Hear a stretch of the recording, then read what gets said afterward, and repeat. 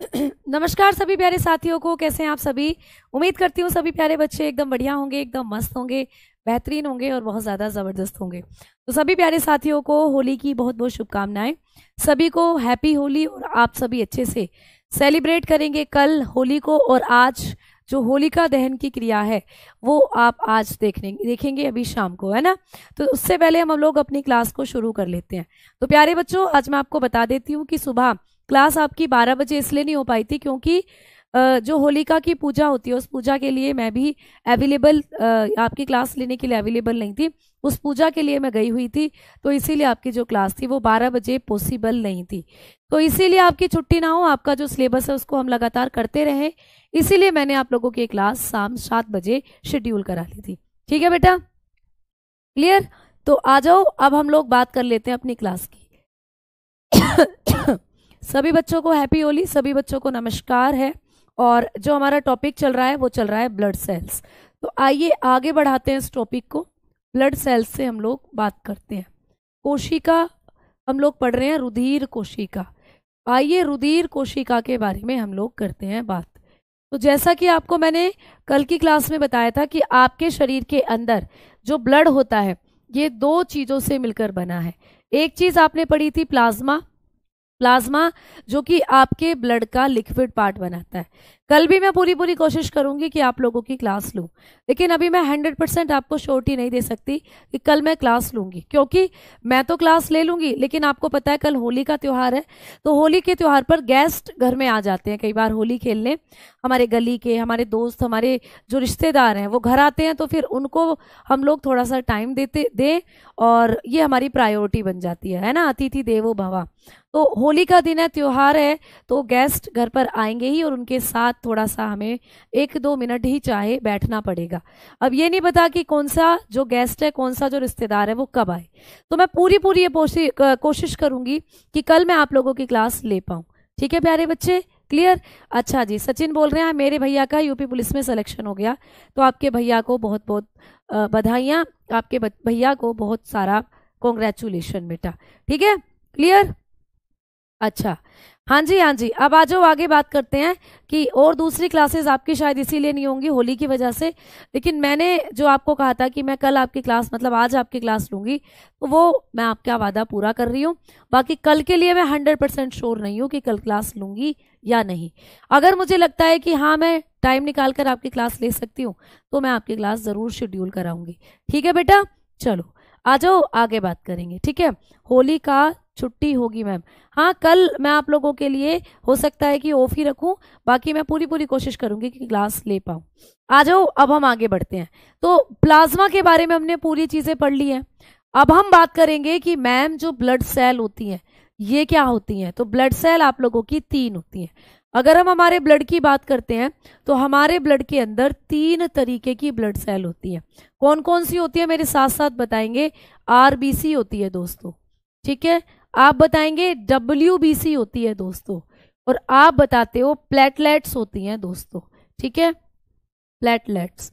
तो आपके शरीर के अंदर जो खून है इसमें 3 तरीके की क्या होती हैं, रुधिर कोशिकाएं। आप लोग बताकर चलते हो, एक तो प्लेटलेट्स जिनको बिंबाणु कहते हैं, एक होती है श्वेत रुधिर कोशिका, इनको हिंदी में डब्ल्यूबीसी को हिंदी में कहते हैं श्वेत रुधिर कोशिका, यानी इंग्लिश में इनको क्या कहते हैं, इनको कहा जाता है व्हाइट ब्लड सेल। क्या कहते हैं दोस्तों, व्हाइट ब्लड सेल इनको कहते हैं। ठीक है ना। और मैम आरबीसी की फुल फॉर्म क्या होती है, तो आरबीसी को कहा जाता है रेड ब्लड सेल। ठीक है, सभी क्लासेस की छुट्टी है मैम। ठीक है बेटा, तो कल हम भी आप लोगों की छुट्टी रखेंगे। तो आरबीसी क्या हो जाती है, आपकी रेड ब्लड सेल हो जाती है। रेड ब्लड सेल जिसको आप कहते हो, यानी कि लाल रुधिर कोशिका। क्या कहते हो बच्चों, लाल रुधिर कोशिका। ठीक है, तो लाल रुधिर कोशिका आप लोगों की हो जाती हैं कौन सी, आरबीसी जिनको आप कहते हो। इस तरीके से आपके शरीर में होती है 3 तरीके की रुधिर कोशिका यानी ब्लड सेल। अब आ जाओ एक एक करके हम लोग बात करते हैं। ठीक है, क्लियर। मैम परसों 15 का होली है बेटा, हमारे यहाँ पे तो होली जो है वो कल है। ठीक है, हाँ जी बेटा, बिल्कुल अरमान, बिल्कुल चलो आओ आगे बात करते हैं। अब हम बात करते हैं एक एक करके, या यहाँ से एक चीज हमें बताओ कि हमारा जो ब्लड है, हमारे ब्लड में इन तीनों में से कौन सबसे ज्यादा होता है। तो आपके ब्लड में सबसे ज्यादा होती है आरबीसी। लगभग आपके पूरे ब्लड का जो 45% एरिया कवर करती हैं वो आरबीसी कवर करती हैं। अच्छा मैम, ब्लड सेल हमारे पूरे ब्लड का कितना एरिया कवर करती है? मैंने आपको बताया था 55%। तो इस 55% में से 44% एरिया आपके आरबीसी ही कवर कर लेती हैं, जबकि टोटल 1% में, ठीक है, टोटल जो 1% है उस 1% में होती हैं आपके अंदर डब्ल्यूबीसी और प्लेटलेट्स। तो ऐसा मान लो आधा % में ये, आधा % में ये, तो टोटल जो 1% बचा उसमें आधा आधा आप लोगों का कवर करती है डब्ल्यूबीसी।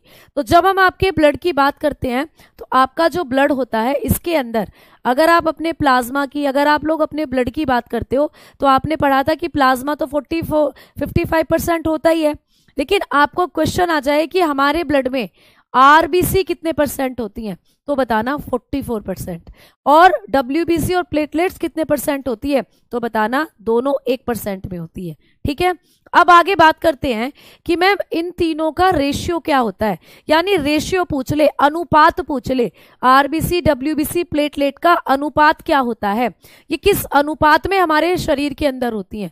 तो आपको ये भी प्रश्न आ सकता है, आरबीसी हुआ, डब्ल्यूबीसी हुआ और दोस्तों प्लेटलेट्स हुआ, इन तीनों का अनुपात भी आपको पूछ सकता है ना।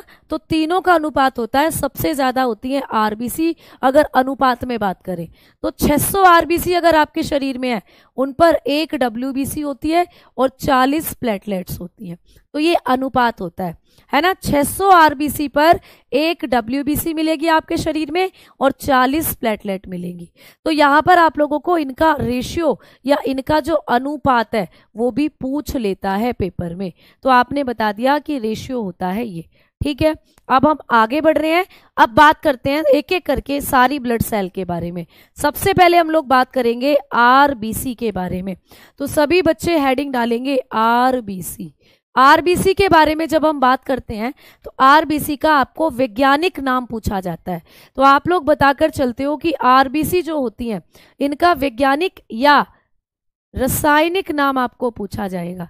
तो आप लोग बताकर चलते हो कि इनका जो रासायनिक नाम होता है, इनका जो केमिकल नेम होता है वो क्या होता है। तो आरबीसी को आप लोग केमिकल नेम के रूप में किस तरीके से जानते हो। तो आरबीसी का जो केमिकल नेम होता है वो होता है एरिथ्रोसाइट। क्या होता है दोस्तों? एरिथ्रोसाइट। आपको पूछता है पेपर में एरिथ्रोसाइट जिसको आप कहते हो, यानी कि आप लोगों ने लिखा एरिथ्रोसाइट। ठीक है, एरिथ्रोसाइट। एरिथ्रोसाइट कौन सी ब्लड सेल का नाम है? कौन सी ब्लड सेल को एरिथ्रोसाइट कहते हैं? आप कहोगे आरबीसी को। ठीक है, आपने अभी कहा कि आरबीसी सबसे ज्यादा है हमारे शरीर में, तो मैम कितनी होती है, इनका अमाउंट कितना होता है, आरबीसी की मात्रा कितनी होती है दोस्तों हमारे शरीर में? तो आप बताकर चलते हो कि मैम सबसे ज्यादा होती है आरबीसी। तो लगभग कितना होता है इनका अमाउंट? तो आइए अब बात करते हैं अमाउंट की। तो आरबीसी की अगर मात्रा आपसे पूछता है कि बताओ आरबीसी कितनी होती है आपके शरीर में, तो आप लोग बताकर चलते हो कि आरबीसी का अमाउंट होता है 4.5 से 5.5 मिलियन। तो ये आपके शरीर में मिलियंस में होती हैं दोस्तों, ये आपके शरीर में मिलियन में होती हैं। कितने मिलियन होती हैं? 4.5 से 5.5 मिलियन होती हैं आरबीसी आपके शरीर में। सबसे ज्यादा यही है। ठीक है, आपके खून के अंदर सबसे ज्यादा आरबीसी होती हैं, इसीलिए आपका पूरा खून लाल दिखता है। अब बात करते हैं कि आरबीसी जो है इनका लाइफ स्पैन कितना होता है। लाइफ स्पैन यानी कि मैम इनका जीवन काल कितना होता है, ये कितने दिन तक हमारे खून में जिंदा रहती हैं। आरबीसी एक तरीके की कोशिकाएं हैं बेटा। कैसी कोशिकाएं? आपकी रुधिर कोशिकाएं आरबीसी।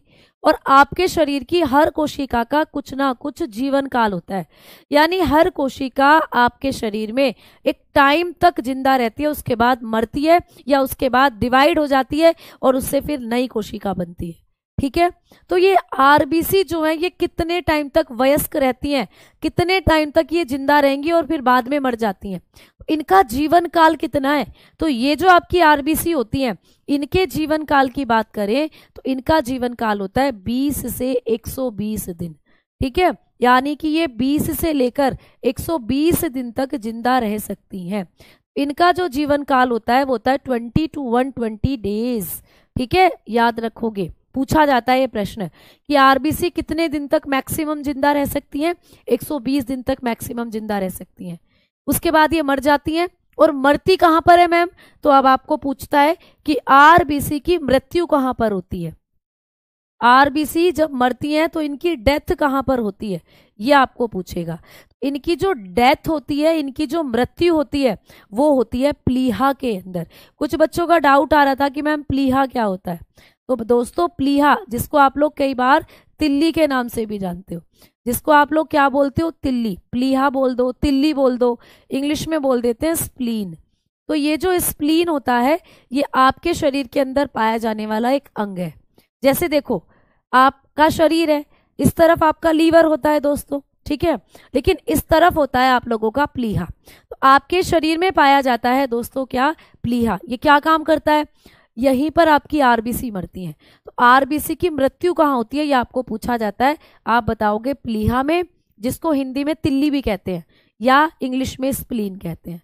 तो आरबीसी आपकी यहाँ पर जाकर मरती है।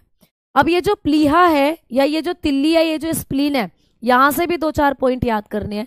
क्या पॉइंट याद करने हैं, तो आइए बताती हूँ आप लोगों का। ये जो स्प्लीन होता है, जो ये स्प्लीन होता है दोस्तों, ये जो प्लीहा होता है, इसके बारे में अगर हम लोगों ने बात करी तो ये प्लीहा ना, कई ये इसके भी कई नाम है। ये प्लीहा आप लोगों का किस नाम से जाना जाता है, इसको कहते हैं आरबीसी का कब्रिस्तान। आरबीसी का कब्रिस्तान है दोस्तों, यानी कि ये जो होता है आप लोगों का कहा जाता है graveyard of RBC. Graveyard of RBC. Question आ सकता है कि जो आपकी आरबीसी है उनका कब्रिस्तान किसको कहते हैं, तो आप बताकर आओगे प्लीहा को। तो प्लीहा का एक और नाम है, इसे आरबीसी का कब्रिस्तान भी कहते हैं। मैम क्यों कहते हैं, क्योंकि यहाँ आपकी आरबीसी मरती है जाकर। मान लो ये तुम्हारा प्लीहा है, मान लो ये तुम्हारा प्लीहा है।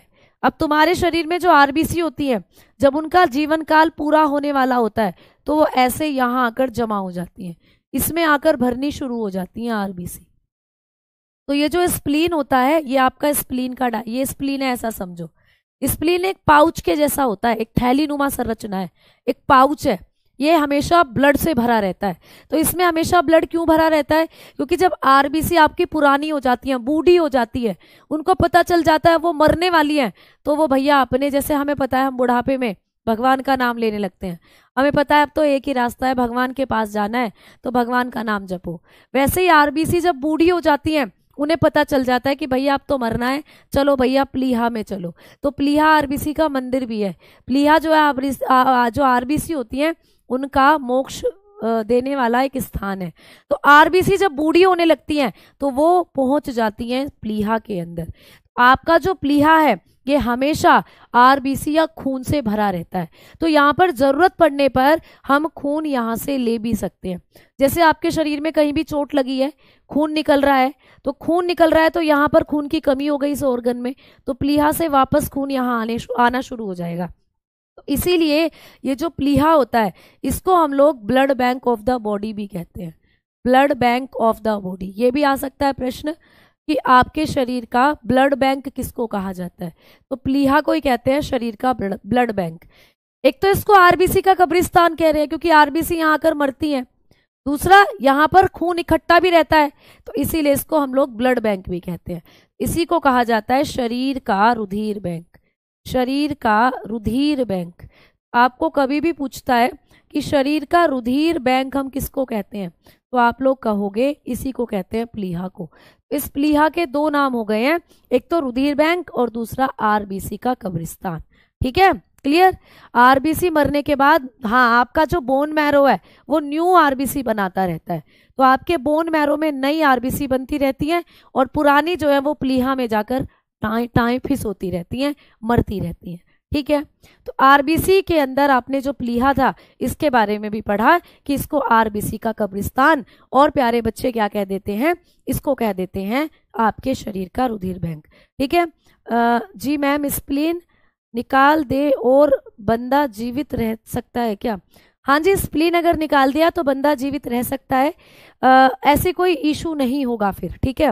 लेकिन आपके लिए ये ऑर्गन उतना ही इम्पोर्टेंट है जितने दूसरे ऑर्गन हो जाते हैं। निकाल देते हैं तो आपको हो सकता है कि कुछ दिक्कतें आए, बट ऐसा नहीं है कि एकदम से आपकी डेथ हो जाएगी, आप एकदम से मर जाओगे, ठीक है। आ जाओ आगे बात करते हैं। किस विटामिन के कारण थक्का होता है? बेटा कल की क्लास में पढ़ाया था, विटामिन के कारण रुधिर का थक्का जमता है, ठीक। आओ आगे बात करते हैं। अब हम आरबीसी के बारे में ही पढ़ रहे हैं अभी भी।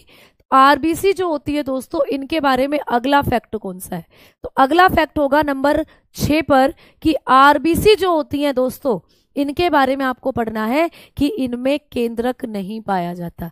तो लिखोगे आरबीसी में केंद्रक नहीं पाया जाता, आरबीसी में केंद्रक, ठीक है। तो ऐसे लिखना, स्तनधारियों की आरबीसी में, स्तनधारी, आप लोग बताएंगे स्तनधारियों की आरबीसी में, आरबीसी में केंद्रक, माइटोकॉन्ड्रिया यानी सूत्री कणिका, सूत्र कणिका, ठीक है, राइबोसोम, राइबोसोम, व अंतःद्रव्य जालिका, व अंतःद्रव्य जालिका, ये सब कोशिका के अंदर पाए जाने वाले कोशिकांग है। इनमें से कोई भी नहीं पाया जाता आरबीसी के अंदर, ठीक है, जालिका नहीं पाई जाती। आपकी जो आरबीसी होती है, इसके अंदर ना तो केंद्रक होता है, ना इसके अंदर माइटोकॉन्ड्रिया सूत्री कणिका होता है, और ना ही राइबोसोम होता है, और ना ही अंतःद्रव्य जालिका होती है। किसकी आरबीसी में? स्तनधारियों की आरबीसी में। तो लिखोगे आरबीसी ऑफ मैमल्स, इंग्लिश में भी लिख लेंगे, फिर समझाती हूँ। आप लोग लिखेंगे आरबीसी ऑफ मैमल्स। मैमल्स कौन होते हैं दोस्तों? मैमल्स वो जीव होते हैं जो अपने बच्चों को दूध पिलाए, जिनके शरीर में दूध का निर्माण हो। जैसे हम इंसानों में भी दूध निकलता है, बच्चों को दूध पिलाने के लिए माताएं दूध निकालती हैं। गाय, भैंस, बकरी, गधा, घोड़ा, चूहा, आप लोग जितने भी ऐसे जानवर देखते हो जिनमें दूध का निर्माण हो रहा है, वो सब स्तनधारी में आते हैं, ठीक है। तो जितने भी स्तनधारी हैं, उनकी जो आरबीसी है, उनमें आपकी आरबीसी के अंदर आपको ना तो केंद्रक दिखता है, ना माइटोकॉन्ड्रिया दिखता है, ना अंतःद्रव्य जालिका, ना राइबोसोम। तो लिखोगे RBC of mammals do not have nucleus. Nucleus पर तो बहुत ही ज्यादा पूछा जाता है। न्यूक्लियस, माइटोकॉन्ड्रिया भी नहीं होता दोस्तों। माइटोकॉन्ड्रिया जिसको कोशिका का ऊर्जा गृह कहते हैं, ये भी नहीं होता आरबीसी के पास। राइबोसोम जिसको प्रोटीन की फैक्ट्री कहते हैं, अभी आप आगे पढ़ोगे, ये भी नहीं होता। एंड एंडोप्लाज्मिक रेटिक्यूलम, ये भी नहीं होता है, ठीक है। तो इनके पास क्या नहीं होता है? आप लोग बताकर चलोगे कि इनमें से कोई भी चीज इनके पास नहीं होती। अब मैम केंद्रक क्या होता है? मैम राइबोसोम, माइटोकॉन्ड्रिया क्या होता है? तो ये सब आप लोग कोशिका वाले चैप्टर में पढ़ोगे। जब मैं आपको कोशिका वाला चैप्टर पढ़ाऊंगी ना, उसमें पढ़ोगे। क्लियर? डाउट ग्रुप का लिंक आप लोगों के एप्लीकेशन के अंदर ही है। अभी जहां आप क्लास ले रहे हो एप्लीकेशन में, जब आप बैच को ओपन करते हो, अपने योद्धा बैच को, तो ऊपर आपको टेलीग्राम का लिंक मिलता है। टेलीग्राम का एक लिखा हुआ मिलता है हेडिंग, उस पर क्लिक करना, आप टेलीग्राम पर जुड़ जाओगे, ठीक है। चलो आओ आगे बात करते हैं। अब हमने देखा कि मान लो ये हमारी आरबीसी है दोस्तों, मान लो ये तुम्हारी आरबीसी है, जो मैंने रेड कलर से बनाई है, ये तुम्हारी आरबीसी है, ठीक है। और मान लो ये कोई तुम्हारी पुरानी दूसरी कोशिका है, मान लो ये कोई तुम्हारी दूसरी कोशिका है। तो अगर तुम इस वाली कोशिका को देखो, तो इसके बीचों बीच तुम्हें ऐसे केंद्रक दिखेगा, ऐसे तुम्हें केंद्रक नजर आएगा। जबकि मैम जब हम अपनी आरबीसी को देखें, तो यहां पर तो ऐसा कुछ भी नहीं दिख रहा। आरबीसी में तो केंद्रक है ही नहीं मैडम जी, बीच में नहीं है। अगर तुम इस वाली कोशिका को देखो, तो यहां तुम्हें ऐसे माइटोकॉन्ड्रिया भी दिखेगा, यहां तुम्हें ऐसे माइटोकॉन्ड्रिया, सूत्री कणिका भी दिखेगा। अगर तुम आरबीसी को देखो, तो मैम यहां पर भी हमें कुछ नहीं दिख रहा, माइटोकॉन्ड्रिया है ही नहीं। अगर तुम इस सामान्य वाली कोशिका को देखो, तो इसमें तुम्हें यहाँ पर ईआर, ऐसे ऐसे एंडोप्लाज्मिक रेटिक्यूलम भी दिखेंगे, ईआर यानी एंडोप्लाज्मिक रेटिक्यूलम, और यहाँ पर ऐसे ऐसे राइबोसोम भी दिखेंगे।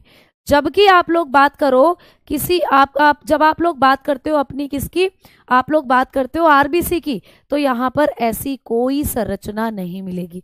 तो आरबीसी में ना तो ऐसा कुछ होगा ना ऐसा कुछ होगा, कुछ नहीं होगा। तो आरबीसी में ऐसा कुछ भी आपको देखने को नहीं मिलता। समझ में आ गई? तो आरबीसी में ना केंद्रक है, ना सूत्री कणिका, ना राइबोसोम। किसकी आरबीसी में बच्चों? स्तनधारियों की आरबीसी में। क्या मैम मेंढक की आरबीसी में होता है केंद्रक? बिल्कुल। क्या मैम पक्षियों की आरबीसी में होता है केंद्रक? बिल्कुल। तो हमने कहा केवल स्तनधारियों की आरबीसी हैं जिनमें केंद्रक माइटोकॉन्ड्रिया कुछ नहीं होता। तो मैम इस संसार में कुछ अपवाद भी हैं, हम कहेंगे हाँ, 2 स्तनधारी जीव ऐसे हैं जिनकी आरबीसी को अगर देखोगे तो ऐसी दिखेगी, मतलब उसमें सब है। तो मैम कौन कौन से जीव ऐसे हैं, कौन से 2 स्तनधारी ऐसे हैं? आरबीसी समझ नहीं आई? आरबीसी समझ नहीं आई मतलब मैंने कहा किसी सामान्य कोशिका को देखोगे तो यहां पर आप लोगों को ये सारी संरचनाएं मिलेंगी। ये बीच में केंद्रक मिलेगा, ऐसे माइटोकॉन्ड्रिया मिलेगा, ठीक है, और यहाँ पर केंद्रक के चारों तरफ एंडोप्लाज्मिक रेटिकुलम मिलेंगे, ईआर, और भैया ये छोटे छोटे राइबोसोम मिलेंगे। किसी सामान्य कोशिका को देखो तो सब मिलेगा, लेकिन आपकी आरबीसी में कुछ भी नहीं मिलेगा। ना केंद्रक है, ना राइबोसोम है, ना अंतःद्रव्य जालिका, ना माइटोकॉन्ड्रिया, कुछ भी नहीं। आरबीसी में कुछ नहीं होता। लेकिन 2 जानवर ऐसे हैं जिनकी आरबीसी में आप लोगों को ये सारी चीजें दिखती हैं। मैमल्स क्या है? कुछ बच्चों का डाउट है मैमल्स क्या है। दोस्तों जो मैमल्स होते हैं ना, मैमल्स को कहते हैं स्तनधारी, यानी जिनके अंदर स्तन ग्रंथियां पाई जाती हैं। स्तन ग्रंथियां जिनमें पाई जाती हैं वो होते हैं स्तनधारी। स्तनधारी कौन है? जिनमें स्तन ग्रंथियां पाई जाती हैं। मैम स्तन ग्रंथियां क्या होती हैं? स्तन ग्रंथियां ऐसी ग्रंथियां हैं जो दूध का निर्माण करती है। अगर आप जब आप छोटे बच्चे थे तो आपने अपनी मम्मी का दूध पिया था, तो मम्मी एक स्तनधारी है। हम इंसान स्तनधारियों में ही आते हैं, ठीक है। आपने देखा होगा गाय का बछड़ा गाय का दूध पीता है, तो गाय अपने बच्चे के लिए दूध का निर्माण करती है, गाय स्तनधारी है। भैंस का बछड़ा भैंस का दूध पीता है। कुत्ते का जो बच्चा है वो अपनी मम्मी का दूध पीता है, तो वो भी स्तनधारी है। बकरी का बच्चा अपनी माता का दूध पीता है। ऊंट का बच्चा ऊंट की माता का दूध, मतलब जो ऊंट है अपनी मम्मी का दूध पिएगा। तो कहने की बात, ऐसे जीव जिनके अंदर दूध ग्रंथियां होती हैं, स्तन ग्रंथियां होती हैं, वो होते हैं स्तनधारी। और स्तनधारियों की दूसरी बात क्या है कि ये अंडे नहीं देते, ये बच्चे देते हैं। क्या तुमने कभी किसी बकरी को अंडे देते देखा है? तुम कहोगे नहीं मैम, बकरी तो बच्चा को जन्म देती है। क्या तुमने किसी गाय को अंडा देता देखा है? तुम कहोगे नहीं मैम, गाय भी बछड़ा देती है। क्या तुमने किसी इंसान को अंडा देता देखा है? तुम कहोगे नहीं मैम, इंसानों के भी बच्चे होते हैं। तो स्तनधारी वो हैं जो आप अपने बच्चों के लिए दूध बनाए, जिनके पास स्तन ग्रंथियां होती हैं, और दूसरा बच्चों को जन्म दे। अंडे नहीं देते, ये बच्चे देते हैं। तो ये होते हैं स्तनधारी। तो स्तनधारी की आरबीसी को जब देखोगे, उसमें ना केंद्रक है, ना उसमें अंतःद्रव्य जालिका है, ना उसमें राइबोसोम है, ना उसमें माइटोकॉन्ड्रिया है। लेकिन 2 स्तनधारी ऐसे हैं जिनकी आरबीसी में आपको सब मिलता है, ठीक है। यहां पर आप लोग कहते हो mammary gland are present, mammary glands are present. स्तनधारी वो हैं दोस्तों जिनमें मैमरी ग्लैंड प्रेजेंट होती है, ठीक है। अब हम बात करते हैं अपवाद की। अपवाद बोले तो जो हटकर है, अपवाद बोले तो एक्सेप्शन, ठीक है। अब हम बात कर रहे हैं एक्सेप्शन की, कि भाई कौन से 2 स्तनधारी ऐसे हैं जिनकी आरबीसी में केंद्रक होता है। तो आप बताओगे ये अपवाद है ऊंट। ऊंट भी एक स्तनधारी है, ऊंट भी दूध देता है। और दूसरा होता है लामा, लामा भी एक स्तनधारी है जो दूध देता है। तो ये जो कैमिल होता है दोस्तों, और ये जो लामा होता है, इनकी जो आरबीसी होती है, इन दोनों की आरबीसी में केंद्रक होता है। तो कौन से जानवर की आरबीसी में केंद्रक पाया जाता है? तो आप लोग बताओगे ऊंट और लामा। तो आपको ये पूछा जाता है कि कौन से 2 जानवर हैं जो स्तनधारी हैं परंतु फिर भी उनकी आरबीसी में आपको केंद्रक देखने को मिलता है। तो आप कहोगे कैमिल हो गया और लामा हो गया। तो आप लोग लिखेंगे have nucleus, have nucleus in their RBC. तो भैया आपने देखा कि ये जो आप लोगों के कैमिल हैं और लामा है, इनकी जो आरबीसी है यानी रेड ब्लड सेल, हिंदी में लिखा था ना आरबीसी को, अभी अभी मैंने, हिंदी में क्या बोलते हैं आरबीसी को? लाल रुधिर कोशिका। तो इनकी लाल रुधिर कोशिका में क्या होता है दोस्तों? आप लोग बताकर चलते हो, केंद्रक होता है। ठीक है, अब बच्चे पूछ रहे हैं मैम लामा क्या होता है? तो ऊंटनी, अच्छा ऊंटनी नहीं, ऊंटनी है ना। तो आप लोगों ने समझा कि जो बेटा ऊंट भी और ऊंटनी भी दोनों ही स्तनधारी में आते हैं। जैसे हमारे अंदर हम महिलाएं भी और पुरुष भी स्तनधारी कैटेगरी में ही हैं। ठीक है, अब देखो इधर, अब लामा क्या होता है दिखाती हूँ तुम्हें। लामा ऊंट के जैसा ही होता है, ऊंट की दूसरी प्रजाति है ना। तो जो लामा होता है ये ऊंट की ही प्रजाति है, जो ठंडे देशों में पाई जाती है, ठंडे रेगिस्तानों में पाई जाती है, ये होता है लामा। तो देखो इसको, ये लामा है। ऊंट कहाँ पाया जाता है दोस्तों? ये लामा है। देखो ऊंट पाया जाता है आप लोगों को कहाँ? जो रेगिस्तानी एरिया है वहां, लेकिन ये लामा पाया जाता है ठंडे इलाकों में। तो ये ऊंट का ही दूसरा भाई है, ऊंट की दूसरी प्रजाति होता है लामा। तो इसके पास इसकी जो आरबीसी है उसमें केंद्रक पाया जाता है। ठीक है, क्लियर, समझ में आ गई ना बातें? चलो आ जाओ, अब आगे बात करते हैं। हाँ थोड़ी सी दिक्कत हो सकती है वीरेंद्र, तो बाकी इसके बारे में आप बात कर सकते हैं, कमेंट डाल सकते हैं जो नोटिफिकेशन वीडियो है उसके ऊपर। चलिए आइए अब आगे बात करते हैं। अब हमने बात करनी है कि मैम आरबीसी के बारे में अगला पॉइंट कौन सा है। यहाँ पे मैं आपको 4 पॉइंट बता चुकी हूँ, ये आप लोगों का 5वां पॉइंट है आरबीसी के बारे में। और अब बात करते हैं आरबीसी के बारे में 6ठे पॉइंट की। चलिए आइए, 6ठा पॉइंट कौन सा हो जाता है आरबीसी के बारे में। तो यहाँ पर हमने कुछ एक्स्ट्रा चीजें पढ़ी, अब बात करते हैं 6ठा पॉइंट, आरबीसी की शेप कैसी होती है। आरबीसी यानी लाल रुधिर कोशिका के बारे में ही बात हो रही है। बेटा आरबीसी मैं बोल रही हूँ क्योंकि ये बोलना थोड़ा छोटा है, लाल रुधिर कोशिका, ये लिखना थोड़ा लंबा है। तो आप लोग इजीली समझ पा रहे होंगे कि आरबीसी का मतलब है लाल रुधिर कोशिका या रेड ब्लड सेल। समझ पा रहे हैं ना बेटा? चलो अब आरबीसी के बारे में जो 6ठा पॉइंट है कि आरबीसी की शेप कैसी होती है, आरबीसी की जो आकृति है मैम वो कैसी होती है। तो जब हम आरबीसी की आकृति के बारे में बात करते हैं या पेपर में प्रश्न आए तो आप बताना, आरबीसी की आकृति होती है बायकॉन्केव। बायकॉन्केव, बायकॉन्केव बोले तो उभय उत्तल। ठीक है, उभय उत्तल होती है आरबीसी की जो शेप होती है। मैम ये कैसा होता है बायकॉन्केव, कैसी दिखती है आरबीसी? तो एल्पन लीवे टॉफी की जैसी दिखती है। ये है आपकी आरबीसी, देखो ये होती हैं आप लोगों की आरबीसी। तो ऐसी दिखती है दोस्तों आप लोगों की आरबीसी, है ना। बीच से देखो दबी हुई सी होती हैं, ऐसा लग रहा है बीच से दब रही हो। तो देखो इधर, ये आपकी आरबीसी होती है, ये उनकी शेप होती है बायकॉन्केव। ठीक है, अगर आप लोगों को और क्लोज इमेज में दिखाऊं तो आप लोग देखेंगे ये है आपकी आरबीसी, देखो।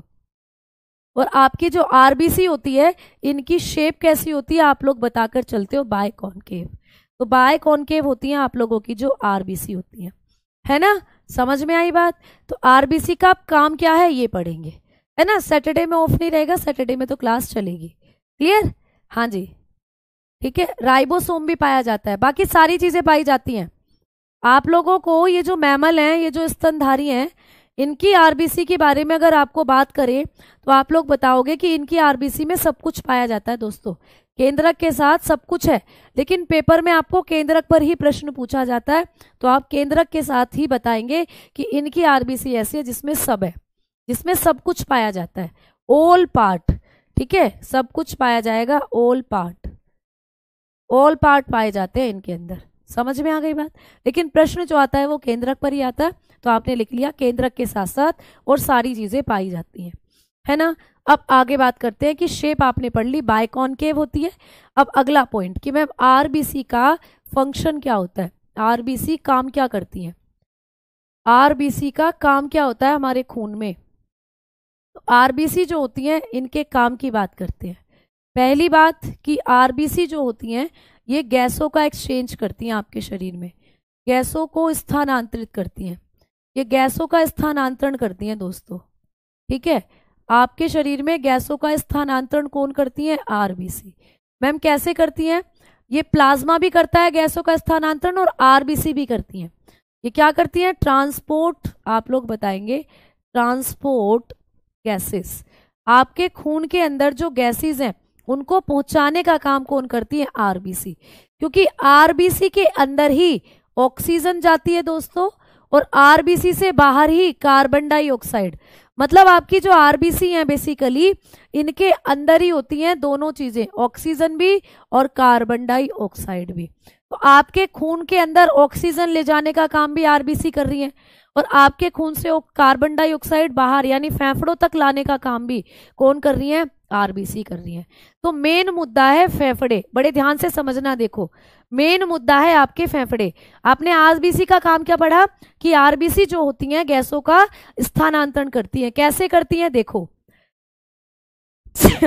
सॉरी,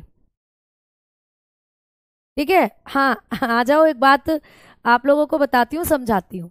कमेंट नहीं देख रही हो बेटा? मैं सबके कमेंट देख रही हूँ, है ना। और कमेंट मैं सोच रही हूँ कि आपका सिलेबस जितने अच्छे तरीके से हम करा दें उतना आपके लिए फायदा है।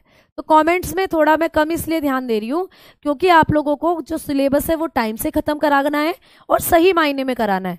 ऐसा नहीं है कॉन्सेप्ट छोड़ छोड़ कर, सही मुद्दे के साथ कराना है, ठीक है। ठीक है, आरबीसी का क्वेश्चन मैम 24 अप्रैल सेकंड शिफ्ट में आया था। हाँ बेटा आ जाओ, अब हम आगे बात करते हैं, ठीक है। अब देखो मैम लाइव नहीं दिख रहा है, क्लास लाइव चल रही है बेटा, बिल्कुल क्लियर। अब इधर देखो बेटा, एमसीक्यूज मैंने आप लोगों के बहुत सारे करवाए भी दिए हैं यूट्यूब पर प्रैक्टिस सेट। बाकी आपका सिलेबस पूरा हो जाए उसके बाद हम करेंगे, क्लियर। चलो अब देखो, आपका मान लीजिए ये नोज है, ये आप लोगों की नोज है दोस्तों, ये नाक है आप लोगों की। आपने सांस लिया, सांस लिया तो हवा अंदर गई आपके शरीर में, गई। ऐसे होती होती हवा आपकी सांस वाली नली से आपके फेफड़ों में गई, इस तरीके से आपके लंग्स में गई दोस्तों, आपके फेफड़ों में गई। अब आपके फेफड़ों के अंदर होती हैं एल्वियोलाई। मान लो ये आपके फेफड़ों की एल्वियोलाई हैं, जो मैंने यहाँ व्हाइट कलर से बनाई है, ये एल्वियोलाई हैं। इनके अंदर होती है दोस्तों ऑक्सीजन, इनमें भरी होती है ऑक्सीजन। तो यहां से निकलकर जो ऑक्सीजन है वो छोटी छोटी रुधिर वाहिकाओं से आपके ब्लड में चली जाती है। तो ऑक्सीजन आपके ब्लड में चली गई फेफड़ों से निकलकर, अब ब्लड ही उसको आपके बॉडी के दूसरे पार्ट्स में लेकर जाएगा, आपके ब्रेन तक, आपकी दूसरी कोशिकाओं तक ऑक्सीजन को ले जाने का काम अब कौन करेगा? ब्लड। अब आपके शरीर के अंदर जो क्या थी दोस्तों, आपके शरीर के अंदर थी एक और, मतलब जैसे आपकी बॉडी के अंदर ग्लूकोज जला, आपकी बॉडी के अंदर ग्लूकोज भी ब्लड ले जाता है, ग्लूकोज भी ब्लड में घुला हुआ है ना। अब ये जो ग्लूकोज है ये आपकी कोशिकाओं तक पहुंचा, है ना, आपकी कोशिकाओं ने ग्लूकोज को जलाया। आप पढ़ोगे श्वसन तंत्र में कि ग्लूकोज कैसे जलता है, अब यहां नहीं पढ़ना, सिर्फ इतना समझो अभी कि आपकी कोशिकाओं के अंदर ग्लूकोज भी है और आपकी कोशिकाओं के अंदर ऑक्सीजन भी है। ऑक्सीजन की उपस्थिति में ग्लूकोज जल गया, तो जला तो जलने पे निकली कार्बन डाइऑक्साइड। वही कार्बन डाइऑक्साइड आपके खून में मिला दी जाती है, और खून में कार्बन डाइऑक्साइड जो है ये आपकी एल्वियोलाई से होती हुई आपके नाक के जरिए फिर बाहर निकल जाती है। तो आपके फेफड़ों से ऑक्सीजन ब्लड में मिली, आपके ब्लड से कार्बन डाइऑक्साइड बाहर आपके फेफड़ों के द्वारा आई। तो आप लोगों का जो आरबीसी है इनके पास ही, यानी आपके ब्लड में जो आरबीसी है वही करती हैं गैसों का स्थानांतरण, ठीक है। अब मैम ये जो ऑक्सीजन है ये आपके ब्लड के जो आरबीसी है इनमें क्यों मिली रहती है? अब दूसरा पॉइंट, क्योंकि आरबीसी के अंदर पाया जाता है हेमोग्लोबिन। हेमोग्लोबिन ही ऑक्सीजन को बांध कर ले जाता है, हेमोग्लोबिन ही जो होता है वो ऑक्सीजन को बांध कर ले जाता है दोस्तों। क्या करता है? बांध कर ले जाता है। समझ में आई?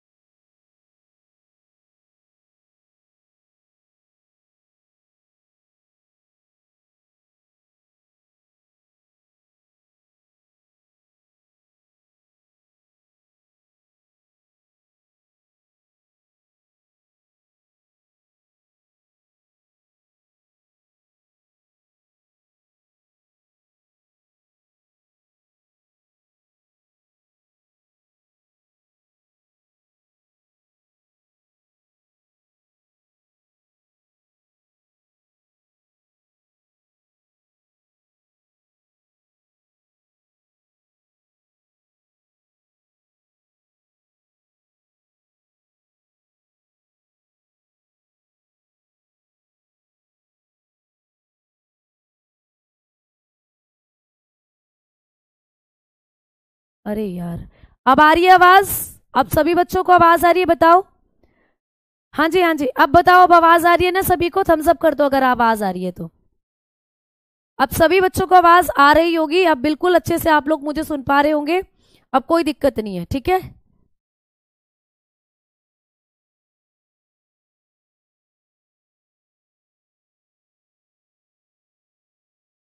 अब सभी बच्चों को आवाज आ रही है ना?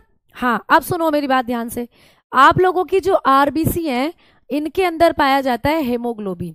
हेमोग्लोबिन क्या है? एक वर्णक है, एक पिगमेंट है। मैम पिगमेंट क्या होते हैं? पिगमेंट वो हैं जो कलर देने का काम करते हैं। अगर कोई आपसे पूछे कि आपकी आरबीसी लाल क्यों है, हमारी आरबीसी का कलर लाल क्यों है, इनको लाल रुधिर कोशिका क्यों कहते हैं? इसलिए कहते हैं क्योंकि ये लाल रंग की है। मैम इनको लाल कौन करता है? इनको लाल करने का काम करता है हेमोग्लोबिन। क्या है हेमोग्लोबिन? पिगमेंट। पिगमेंट कौन होते हैं? जो किसी चीज को कलर दें। जैसे कल होली है, कल तुम सारे के सारे बच्चे पिगमेंट बनने वाले हो। किसी को तुम पीला गुलाल लगा दोगे, किसी को हरा गुलाल लगा दोगे, किसी को नीला गुलाल लगा दोगे आप। तो आप कल एक पिगमेंट की तरह काम करोगे, आप लोगों को रंगने का काम करोगे कल, है ना? तो वैसे ही आपकी आरबीसी को रंगने का काम करता है हेमोग्लोबिन। तो हेमोग्लोबिन एक पेंटर है, इसके पास लाल रंग होता है और ये आपकी आरबीसी पर पेंट कर देता है कि ये लो भैया मैंने आरबीसी को लाल कर दिया। तो हेमोग्लोबिन एक पेंटर है, ऐसा समझ लो, ये आपकी आरबीसी को लाल बनाता है। इसी के कारण आपकी आरबीसी लाल होती है। तो आपकी आरबीसी में पाया जाता है हेमोग्लोबिन। अब हम बात करेंगे मेन मुद्दा कि ये हेमोग्लोबिन क्या है मैडम, इसके बारे में समझाओ। अब तो आवाज आ रही है सबको, ठीक है? ठीक है, आ जाओ, अब हम आगे बात करते हैं कि मैम हेमोग्लोबिन क्या काम करता है। हेडिंग देंगे हेमोग्लोबिन, हेडिंग देंगे दोस्तों हेमोग्लोबिन, ठीक है? हेमोग्लोबिन। अब हम पढ़ेंगे हेमोग्लोबिन के बारे में। तो जो हेमोग्लोबिन होता है, इसके बारे में हमने कौन कौन से पॉइंट पढ़ने हैं कि हेमोग्लोबिन क्या है। तो आप लोग बताओगे एक पिगमेंट है। हेमोग्लोबिन क्या होता है? एक वर्णक है, ठीक है? अब पिगमेंट, हेमोग्लोबिन होता है एक पिगमेंट। पिगमेंट के बारे में मैंने अभी कहा कि पिगमेंट एक पेंट है। पेंट मतलब पेंट का क्या काम होता है? चीजों को रंगने का। तो ये हेमोग्लोबिन आपकी आरबीसी को लाल रंग देता है, तो एक पिगमेंट है ये। तो बताओगे यह है आरबीसी को लाल रंग देता है, आरबीसी को लाल रंग प्रदान करता है, ठीक है? तो आपकी जो आरबीसी है उनको ये लाल रंग प्रदान करता है। और आपके खून में आरबीसी सबसे ज्यादा है, इसीलिए आपका पूरा का पूरा खून लाल रंग का दिखाई देता है। तो आपकी आरबीसी को लाल रंग देने का काम किसका? हेमोग्लोबिन का। कई बार प्रश्न आता है कि खून को लाल रंग देने का काम किसका, तो तब भी आप यही बताना हेमोग्लोबिन। क्योंकि आपको पता है, मान लीजिए ये आपके शरीर के अंदर क्या है? आरबीसी है, ये आरबीसी है। वही आपके खून में सबसे ज्यादा आरबीसी होती है। आरबीसी को, आरबीसी के अंदर क्या बैठा है? हेमोग्लोबिन। हेमोग्लोबिन ने क्या करा? सारी आरबीसी को लाल लाल रंग दिया।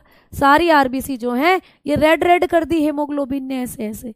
और आपके खून में ज्यादातर आरबीसी होती है, इसीलिए पूरा का पूरा जो खून होता है आपका, वो आपको लाल लाल नजर आता है। पूरा का पूरा जो खून है वो आपको रेड रेड नजर आता है। किसकी वजह से?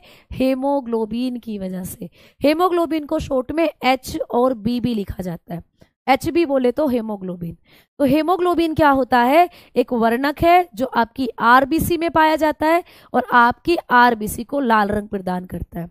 इसका काम होता है provide red colour, provide red colour to blood, ठीक है? Provide red colour to RBC. आपकी आरबीसी को रेड कलर देता है और इसी वजह से, क्योंकि आरबीसी सबसे ज्यादा है ब्लड में, तो पूरा ब्लड ही लाल लगने लग जाता है, ठीक है? मैम इसका दूसरा काम क्या होता है? ये हेमोग्लोबिन मैम कौन कौन से शब्दों से मिलकर बना है? तो ये दो शब्दों से मिलकर बना है। हेमोग्लोबिन दो शब्दों से मिलकर बना होता है। कौन कौन से दो शब्दों से मिलकर बना है? ये आपको पूछ लेता है, ठीक है? तो ये दो शब्दों से मिलकर बना होता है। कौन कौन से दो शब्द हैं जो हेमोग्लोबिन को बनाते हैं? इसके अंदर आपको 2 वर्ड्स देखने को मिलते हैं। कौन कौन से दो शब्द हैं? तो एक शब्द आप लोग बताकर चलते हो, एक होता है हेम। एक शब्द होता है दोस्तों हेम, हेम। और दूसरा शब्द होता है दोस्तों ग्लोबिन, दूसरा शब्द होता है ग्लोबिन, ठीक है? ग्लोबिन। तो यहां पर हेमोग्लोबिन दो शब्दों से मिलकर बना है, हेम एंड ग्लोबिन। तो दो शब्द मिलकर बनाते हैं हेमोग्लोबिन को, हेम और ग्लोबिन। मैम हेम का मतलब क्या होता है? हेम का मतलब होता है आयरन। हेम का मतलब होता है आयरन यानी लोहा। आप जानते हो ना लोहा, जिसको आप कहते हो Fe, यानी कि आयरन यानी लोहा जिसको आप कहते हो। हेम का मतलब होता है आयरन, आयरन बोले तो लोहा। ठीक है, कहते हो ना कि खून जिसमें कम होता है उसे आयरन वाली चीजें खानी चाहिए, हमें आयरन वाला पदार्थ, आयरन वाले फल फ्रूट खाने चाहिए, खून बढ़ता है हमारा। अनार, सेब, इन सब में आयरन होता है, गुड़ में भी होता है आयरन। तो आप लोग बताकर चलते हो कि आपकी बॉडी के अंदर जो हेमोग्लोबिन है ये दो शब्दों से मिलकर बना है, हेम और ग्लोबिन। हेम का मतलब होता है आयरन यानी लोहा। पेपर में आता है कि हेमोग्लोबिन दो शब्दों से मिलकर बना है, इसमें हेम क्या है? तो आप कहोगे हेम होता है आयरन। या हेमोग्लोबिन के निर्माण के लिए कौन से तत्व की आवश्यकता होती है? तो जब आपको हेमोग्लोबिन का निर्माण करना है अपने शरीर में तो आपको आयरन की जरूरत होगी, लोहे की जरूरत होगी। और मैम ग्लोबिन क्या होता है? तो ग्लोबिन एक प्रोटीन होती है। ग्लोबिन क्या होती है दोस्तों? एक प्रोटीन होती है। तो आपका जो हेमोग्लोबिन है वो दो शब्दों से मिलकर बना है, हेम जिसका मतलब आयरन है और ग्लोबिन जिसका मतलब होता है प्रोटीन। रुधिर का थक्का कैसे बनता है? बेटा कल की क्लास में मैंने रुधिर का थक्का जमना आपको बताया है। कल की क्लास जो आपकी यूट्यूब पर हुई थी, एप्लीकेशन पर भी अपलोड है, उसमें मैंने आपको ब्लड क्लोटिंग प्रोसेस के बारे में बताया था। तो कल की क्लास में मैंने आपको वो बताया है। भूपेंद्र पूछ रहे हैं वर्णक क्या होता है? मैम बेटा वर्णक होते हैं ऐसे पदार्थ जो चीजों को रंगने के काम आते हैं, चीजों को कलरफुल करने के काम आते हैं। तो हेमोग्लोबिन ने भी आपकी आरबीसी को कलरफुल कर दिया, हेमोग्लोबिन ने आपकी आरबीसी को लाल कर दिया। तो आपकी जो आरबीसी हैं वो लाल हो गई हैं हेमोग्लोबिन की वजह से। जैसे कल आप लाल पीले हरे नीले हो जाओगे होली के दिन, तो लाल पीले हरे नीले तुम्हें किसने करा? तुम्हारे दोस्तों ने करा, तुम्हारे रिश्तेदारों ने करा। तो कल तुम्हारे दोस्त और रिश्तेदार सब पिगमेंट हैं ऐसा समझो, क्योंकि उन्होंने तुम्हें रंगने का काम कर दिया। तो पिगमेंट वो पदार्थ होते हैं बायोलॉजी में जो चीजों को रंगने का काम करते हैं, है ना। जैसे एक पेंटर हमारे घर को रंग देता है तो वो एक पिगमेंट है, पेंटर। वैसे ही आपके ब्लड में जो आपकी आरबीसी है उनको लाल रंग का किसने रंग दिया? उनको लाल किसने कर दिया? तो हेमोग्लोबिन ने। तो हेमोग्लोबिन एक वर्णक है, पिगमेंट है। समझ में आ गई बात? आपने पढ़ा कि कौन कौन से दो शब्दों से मिलकर बना है हेमोग्लोबिन। अब बात करते हैं कि हेमोग्लोबिन का अमाउंट कितना होता है हमारे शरीर में। प्रश्न आता है कि भैया जो हेमोग्लोबिन होता है इसका अमाउंट कितना होता है हमारे शरीर के अंदर। तो हेमोग्लोबिन की भी मात्रा आपको पूछी जाती है, जैसे रक्त की मात्रा आपको पूछी जाती है। आपके शरीर में कितना होता है रक्त दोस्तों? अगर मैं आपके शरीर में रक्त की मात्रा की बात करूं, अगर मैंने आपके शरीर में बात करी कि मैम ब्लड, हमारे शरीर में जो रक्त है, ब्लड है, वो कितना होना चाहिए, तो आप लोग बताकर चलते हो कि मैम हमारे बॉडी के अंदर जो रक्त होता है वो 5 से 6 लीटर होता है। आपके शरीर में जो खून की मात्रा होती है ना वो कितनी होती है? आपके शरीर में जो खून है ना वो कितना है? आप बताओगे। खून है आपके शरीर में 5 से 6 लीटर। कितना खून है आपके शरीर में? 5 से 6। अगर आपकी पूरी बॉडी की बात करूं तो खून आपकी पूरी बॉडी का निकाल कर मैं नापूं तो 5 से 6 लीटर ब्लड निकलेगा आपके शरीर में। ठीक है, अब उसी ब्लड के अंदर हेमोग्लोबिन कितना है? ये जो 5 से 6 लीटर ब्लड आपके शरीर में है इसमें हेमोग्लोबिन कितना है? तो वो अमाउंट भी आपको पूछा जाता है। आपको हेमोग्लोबिन का अमाउंट भी पूछा जाएगा कि हमारे रक्त में हेमोग्लोबिन की मात्रा कितनी है। ठीक है, तो हेमोग्लोबिन की मात्रा लड़कों में अलग होती है और लड़कियों में अलग होती है। अगर आपको पूछे कि जो लड़के होते हैं बॉयज, उनमें हेमोग्लोबिन की मात्रा कितनी होती है, तो लड़कों के अंदर हेमोग्लोबिन थोड़ा ज्यादा होता है, 14 से 17 ग्राम प्रति डेसीलीटर होता है। तो 14 से 17 ग्राम प्रति डेसीलीटर ब्लड के अंदर हेमोग्लोबिन होता है लड़कों में। अगर लड़कियों की बात करूं, अगर मैं लड़की की बात करती हूं, अगर मैं गर्ल्स की बात करती हूं दोस्तों, तो लड़कियों में हेमोग्लोबिन का अमाउंट कितना है? थोड़ा सा कम, 12 से 14 ग्राम प्रति डेसीलीटर होता है। तो लड़कियों के शरीर में हेमोग्लोबिन थोड़ा कम है। ठीक है, हाँ जी। बिलीरुबिन प्लाज्मा के रक्त को रंग को पीला कर देता है, तो बिलीरुबिन भी एक वर्णक ही है। बिल्कुल सही बात। बिलीरुबिन भी लीवर से निकलने वाला एक वर्णक ही है बेटा, बिल्कुल सही बात है। तो बिलीरुबिन भी एक वर्णक है। मेलेनिन जो आपकी त्वचा के रंग को डिसाइड करता है वो भी एक वर्णक है। आपके बालों के रंग को डिसाइड करता है वो भी एक वर्णक है, मेलेनिन। तो बिल्कुल आप बिल्कुल सही पकड़े। ये जो वर्णक होते हैं ये चीजों को रंगते हैं। जैसे पौधों में हरा रंग कौन देता है, पौधों को हरा कौन कर देता है, पूरे पौधे ग्रीन कलर के हो जाते हैं, वो होते हैं क्लोरोप्लास्ट के कारण। क्लोरोप्लास्ट यानी कि क्लोरोप्लास्ट के अंदर होता है क्लोरोफिल, वो भी एक वर्णक है। ठीक है, समझ में आ गई बात, क्लियर? ठीक है, पीडीएफ बनने में थोड़ी देरी हो सकती है बेटा, इसलिए क्योंकि आपको पता है त्योहार चल रहा है और जो बच्चा ज़्यादातर जो स्टाफ है वो छुट्टी पर है। हम टीचर्स तो क्लास ले लेते हैं, आपको पढ़ाना जरूरी है, लेकिन पीडीएफ बनाने वाला बच्चा हो सकता है आपको पीडीएफ आज रात 2 घंटे के अंदर भी दे दे, या हो सकता है कि वो पीडीएफ 1-2 दिन लेट हो जाए। उस बारे में थोड़ा सा आपको कॉम्प्रोमाइज करना पड़ेगा, क्योंकि आपको पता है फेस्टिवल चल रहे हैं तो स्टाफ जो है वो थोड़ा छुट्टी पर है ना बेटा? चलो ठीक है। क्यों ब्लड डिफरेंट? क्यों ब्लड डिफरेंट नहीं है बेटा, हेमोग्लोबिन डिफरेंट है। क्यों? क्योंकि अगर मैंने आपको कहा कि 5 से 6 लीटर ब्लड एक सामान्य व्यक्ति के अंदर है, अब ये 5 से 6 लीटर ब्लड जो है ना ये लड़कों के शरीर में होता है, और पेपर में लड़का और लड़की करके ब्लड नहीं पूछता। लड़की की अगर मैं बात करती हूँ ना, लड़कियों में थोड़ा सा ब्लड कम होता है दोस्तों, गर्ल के अंदर ब्लड की अमाउंट भी कम होता है। लड़कियों के अंदर 4 से 5 लीटर ब्लड होता है, यानी लड़कियों में 1 से आधा लीटर लड़कों की तुलना में ब्लड कम होता है। जैसे मैं लड़की हूं, मेरी बॉडी के अंदर जो टोटल ब्लड है वो 4 से 5 लीटर होगा। अगर कोई लड़का है, जैसे मान लो मेरे हस्बैंड है, वो लड़के हैं, तो उनके शरीर में जो ब्लड है वो 1 लीटर ज्यादा होगा। तो लड़कियों में 1 लीटर ब्लड कम है, लड़कों में ज्यादा, तो इसीलिए लड़कियों में हेमोग्लोबिन भी कम है, लड़कों में ज्यादा होता है हेमोग्लोबिन। कैरोटीन एक प्रोटीन है दोस्तों, जो कि आपके बालों को सीधा करने का काम करती है। तो कैरोटीन एक प्रोटीन है, वो वर्णक नहीं है। क्लियर है ना? चलो आगे बात करते हैं। काला खून किन लोगों में बनता है? काला खून किसी में नहीं बनता बेटा। काला खून, सफेद खून जो होता है वो बेसिकली इंसेक्ट्स में देखने को मिलता है।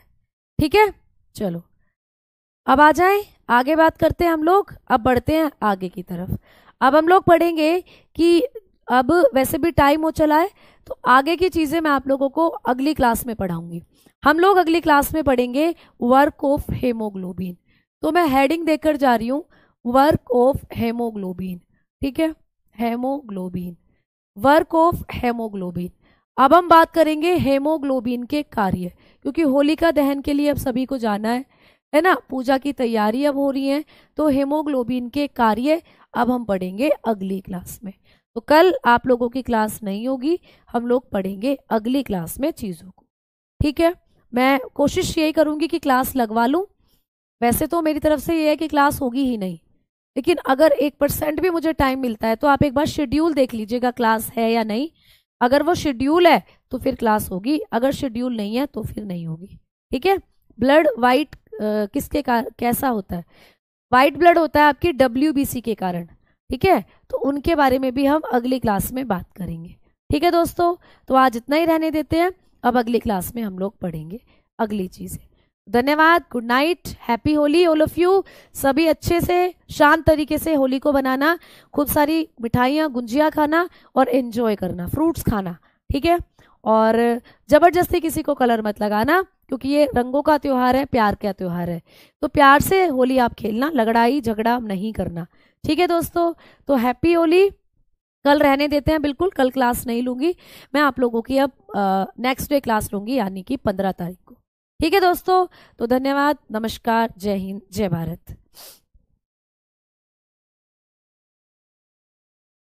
सबसे ज्यादा आयरन आप लोगों को मिलता है किसके अंदर? आप बताकर चलते हो कि आयरन हरी सब्जियों में है, गुड़ में है ना? चलो